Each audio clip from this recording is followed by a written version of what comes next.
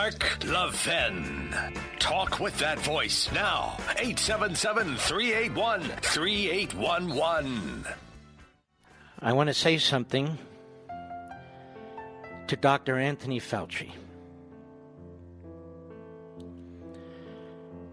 I don't know why people are speaking ill of you, Doctor. May I call you Tony? Is that T-O-N-I or T-O-N-Y? Does it matter, Tony? We all look up to you, Tony. I don't know where we would be without you.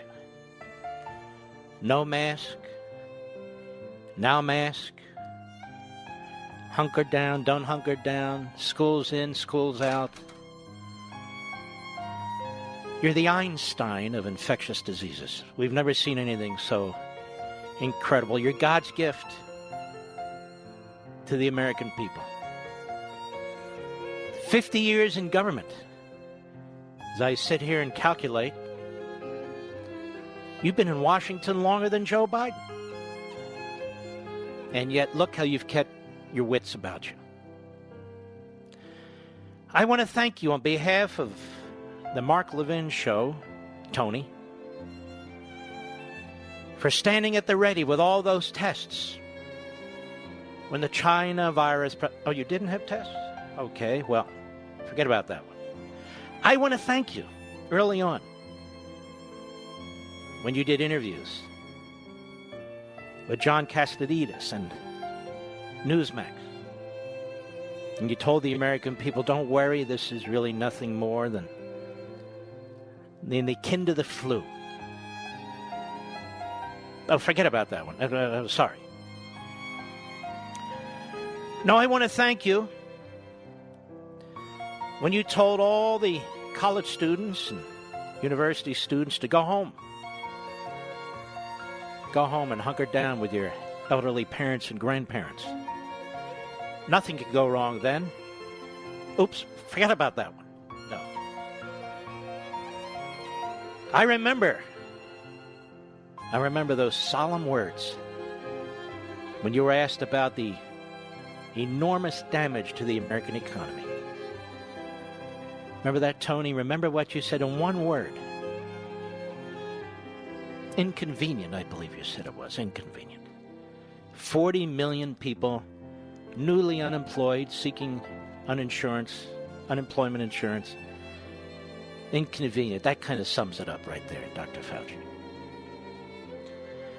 I remember your love letters to Hillary Clinton. Even Bill stopped sending love letters to Hillary Clinton. That was such a magnificent act of compassion on your part. I'm sure she got very excited. And I remember your profound words at press conference after press conference. Stay at home, wear the mask, wear gloves, don't go out. Absolute genius. I remember how you ignored all the other experts who haven't been in the federal government for half a century. Experts from Stanford, Yale, Oxford, University of Chicago, Rockefeller College. So many experts who were trying to convince you to take a different course. And you, sir, you stood firm. Some people would call you arrogant and stubborn, but I wouldn't. No. You're the Fauci. May I call you the Fauci, Tony? We all love you so much. No, not in that way, but we all love you so much, Tony. The media adore you. You're always available. Always available. 3 a.m, there you are on the BBC. Unbelievable.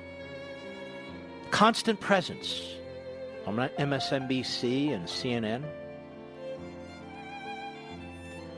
You were way ahead of the curve, Tony.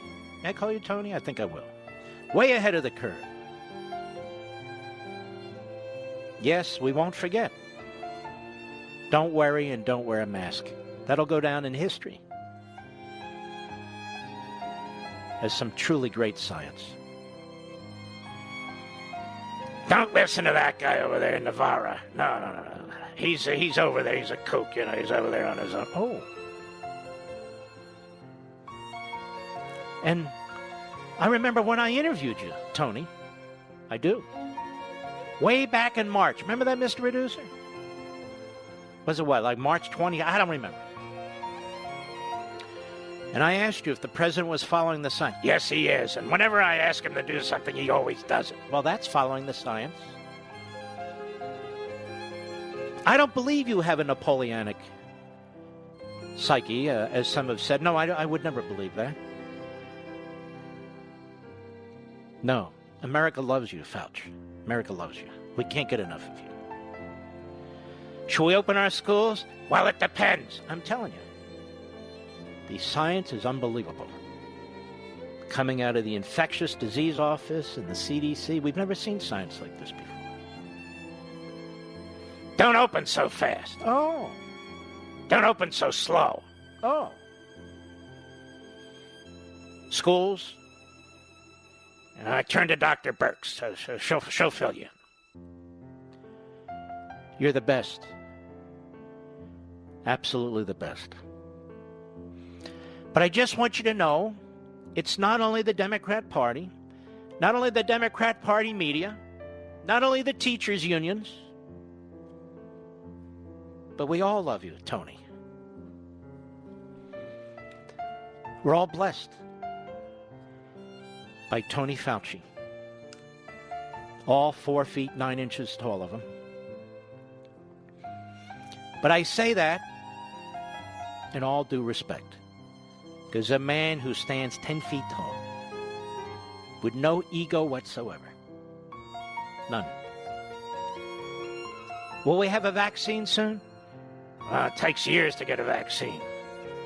And then just yesterday, as they work so hard in the private sector, well, you have rarely worked, Tony, and that's a good thing. Neither is Biden. It's okay. Neither is Schumer. It's all right. And it looks like we might be close to a vaccine. And then, Tony, you move in front of the parade. Front of the line. We may have a vaccine soon. This'll be good.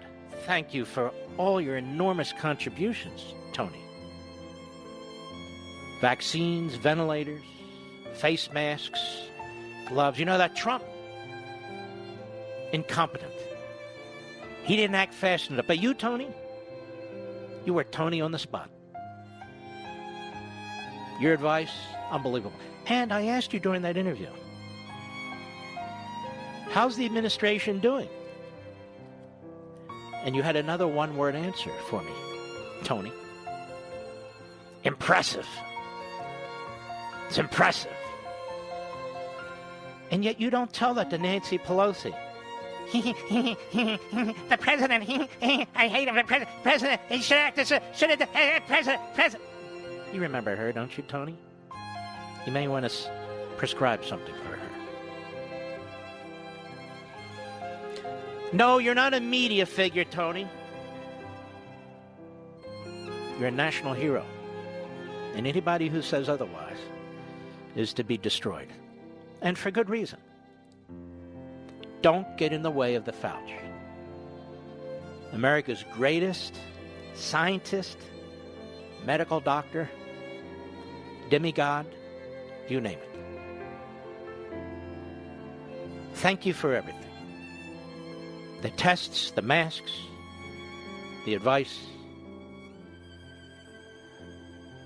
This is why we have such a big centralized federal government. Where else could we find such a person? Now, I have to say this, Tony. May I call you Tony? I think I will. I have to say this to you, Tony. 50 years in the federal bureaucracy? You must be quite the survivor. One administration after another. Almost 37 years in a current position. This is almost unheard of. Unless you were the senior senator from Delaware who'd like to take train rides every day, up and down, from Washington to New York and back and forth. Anyway, I used to think All those years I worked in the Reagan administration, anybody that could hold on their job for 37 years at the highest position, man, they must be some SOB inside fighter bureaucrat, but not you, Tony. You're the exception. You're the exception. Now, I want to make a recommendation to the millions and millions of people who are listening to this program. I think we should name a federal holiday. Over naming federal holidays, I think we should name a federal holiday. Dr. Anthony Tony the Fauci. A national holiday, Mr. Producer, where we can close all of our schools, close all of our businesses, close Washington, D.C., just to remember what it's been like.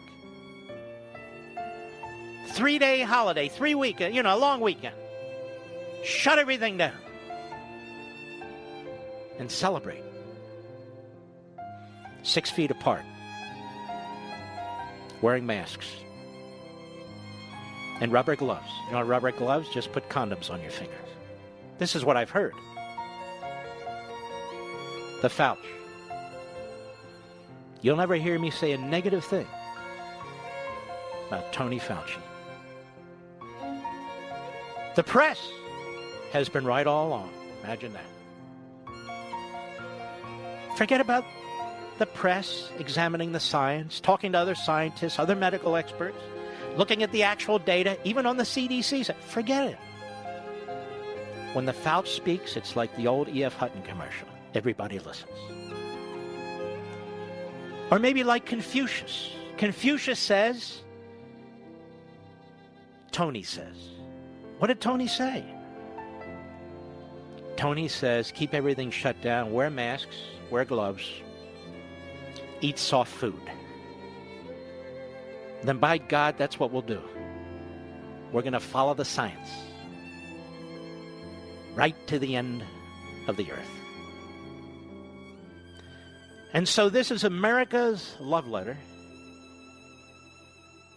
to Tony. May I call you Tony? I think I will. Tony the Fauci, Anthony Fauci. I'll be right back.